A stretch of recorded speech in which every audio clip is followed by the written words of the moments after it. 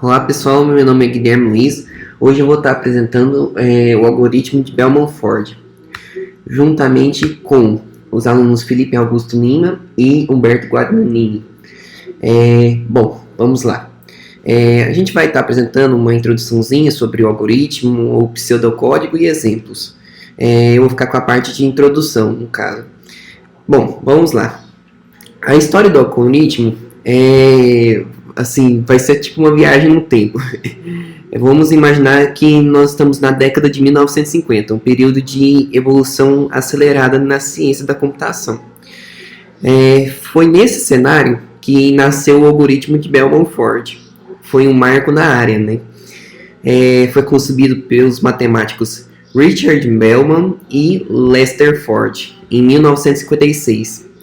Esse algoritmo ele emergiu como uma solução para otimizar problemas de redes e descobrir caminhos mais curtos, né, para grafos ponderados.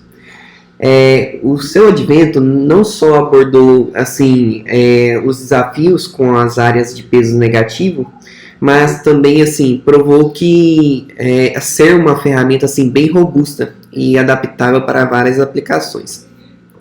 Bom, qual foi o objetivo do algoritmo? O algoritmo ele foi, vamos falar assim, o coração do algoritmo de Bellman-Ford foi assim encontrar o caminho mais curto entre um ponto de partida e todos os outros em um gráfico ponderado, entendeu? Um destaque para esse algoritmo é o que ele diferencia de outros como o Dijkstra, nossa, até difícil falar, Dijkstra, foi que a sua capacidade, né, de trabalhar de forma eficaz com arestas de peso negativo, contando que não existiam ciclos de peso negativo, né? Bom, vamos lá para os autores dos algoritmos. Por trás dessa inovação, como eu disse, foi Richard Bellman e Lester Ford, e não foram apenas os pais de Bellman-Ford, mas também fizeram bastante contribuições significativas na matemática aplicada, né? E Bellman, ele é amplamente reconhecido pelo seu trabalho, né, de programação dinâmica, que foi um conceito que é espinha dorsal de muitos algoritmos, né, eficientes que usamos até hoje. Exemplos do algoritmo. Bom, sua aplicabilidade ela é muito vasta, né? Ela pode ser aplicada nas redes de computadores, em que eles desempenham um papel crucial na determinação de caminhos mais eficazes para a transmissão de dados. Também no mundo financeiro, onde ele pode ser né, na verdade, a chave para descobrir estratégias de investimentos otimizadas ou até mesmo estratégias de ranging. Bom, em resumo, o algoritmo de Bellman-Ford não foi apenas uma conquista teórica em si, mas também uma ferramenta prática muito robusta. A sua relevância no cenário da ciência e da computação garantem que seu legado continue forte, né, e relevante em nossa era que está se digitalizando cada vez mais. Certo, pessoal, meu nome é Felipe Augusto, eu vou estar mostrando para vocês agora o pseudocódigo do algoritmo Bellman-Ford que a gente elaborou, como a gente implementou, tá bom? Para esse algoritmo, a gente vai utilizar o conceito de lista de adjacência. Então, no começo aqui do código é passado um grafo, um valor V, que seria o número de vértices, e source, que no caso seria ali o vértice por onde a gente vai começar, né, a buscar o caminho mínimo, o vértice de início. A primeira coisa que a gente faz é criar um vetor distância e a gente vai preencher todos os elementos dele como infinito.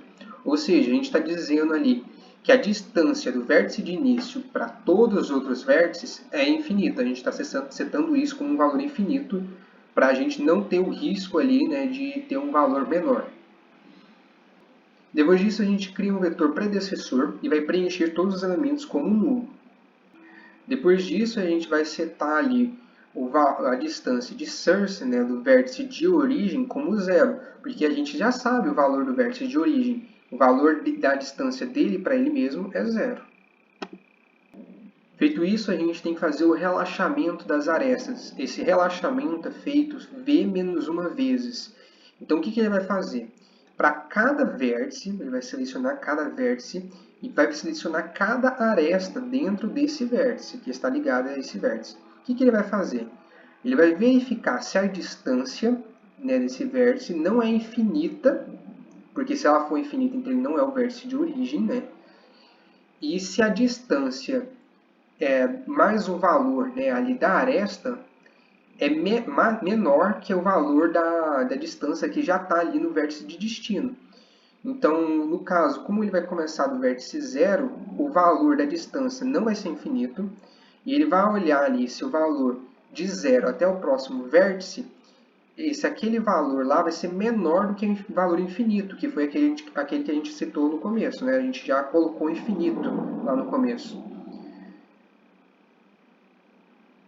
Se ele passar nessa condição, então, o que ele vai fazer? Ele vai setar a distância, né, até o vértice de destino, né, até o próximo vértice, com a distância que já tinha no vértice anterior, mais o valor da aresta. Depois disso, ele vai setar também o predecessor com o vértice passado. Ok, depois do processo de relaxamento, a gente faz a verificação de ciclos negativos. Como isso é feito?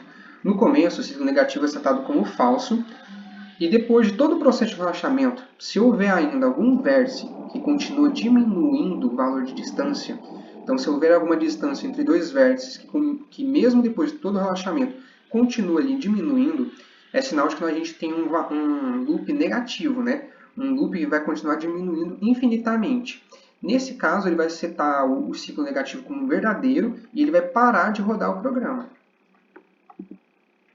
Depois de todo esse processo, se o ciclo negativo ele existir, ele vai retornar, vai imprimir que o gráfico não tem ciclos negativos. Caso ele não exista, né, o que ele vai fazer? Ele vai imprimir a menor distância, né, para cada um dos vértices, que foi definida ali durante o processo de relaxamento.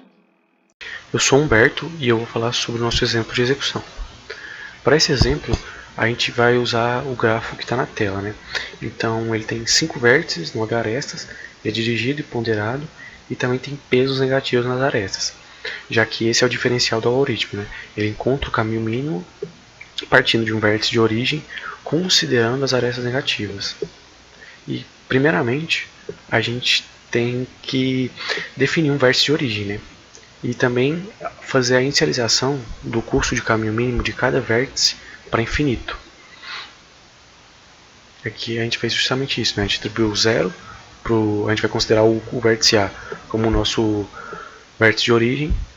Então a gente atribui zero para o custo de caminho mínimo dele e infinito para todos os outros. Depois disso a gente faz o processo de relaxamento. E o que é o processo de relaxamento?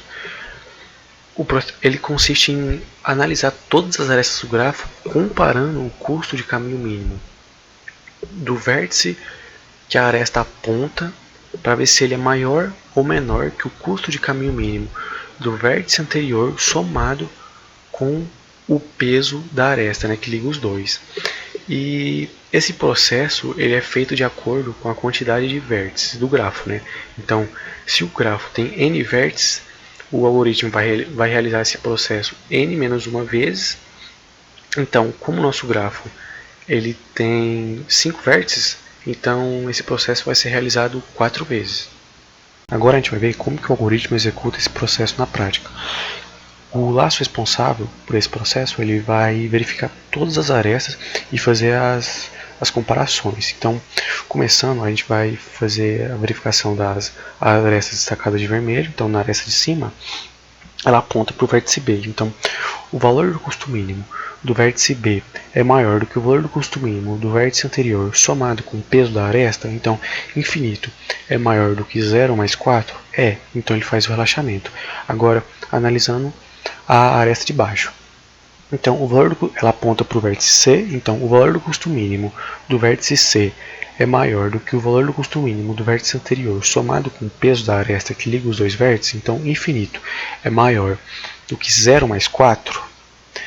Então ele vai fazer o relaxamento. Ele faz o relaxamento dos dois vértices, e aqui a gente atualizou o valor do custo mínimo dos dois, e vamos para a próxima aresta. Analisando a próxima aresta, essa do meio aqui, né, então ela aponta para o vértice B, então o valor do custo mínimo do vértice B, 4, é maior do que o valor do custo mínimo do vértice anterior, somado com o peso da aresta, então 4 é maior do que 3, então ele faz o relaxamento. Atualizou o valor para a gente. E vamos para a próxima aresta. Então, fazendo de uma forma um pouco mais direta, então, infinito é maior do que 2 mais 4, infinito é maior do que 6, faz o relaxamento. Atualiza o valor. Indo para a próxima aresta, então, infinito é maior do que 2 mais 7, infinito é maior que 2 mais 5, perdão, infinito é maior do que 7, faz o relaxamento e troca o valor. Indo para a próxima aresta, então, 2 é maior do que 3 mais 3, então 2 é maior do que 6? Não, então ele não faz o relaxamento nesse caso, né, já que aqui ele já tem o menor valor. Então, indo para a próxima aresta, que a gente tem 7 é maior do que 3 mais 3? Então faz o relaxamento aí. Indo para a próxima aresta, então 6 é maior do que 3 mais 5? Então 6 é maior do que 5? Faz o relaxamento. Indo para a próxima aresta, menos 5. Menos 5 é o peso da aresta que liga esses dois vértices. Então 5 é maior do que 6 menos 5. Então 5 é maior do que 1. Então faz o relaxamento também. E com o fim desse laço, a gente vai ter todos os valores dos custos mínimos de cada vértice, né, que está representado aqui, definido partindo desse vértice de origem A. Depois do laço que faz o processo de relaxamento, ainda existe um outro laço que vai verificar se ainda estão tendo processo de relaxamento. Ou seja, esse laço ele vai verificar se existem ciclos com valores de custos mínimos somados negativo, e caso exista esses ciclos, né, o algoritmo vai ser interrompido. E o motivo disso é que um ciclo com custo negativo ele altera o valor real dos custos de cada vértice. Só que caso o custo do ciclo seja positivo, o programa continua normalmente. No nosso caso de exemplo, não existe nenhum ciclo, então o laço ele seria executado, só que o programa não seria interrompido.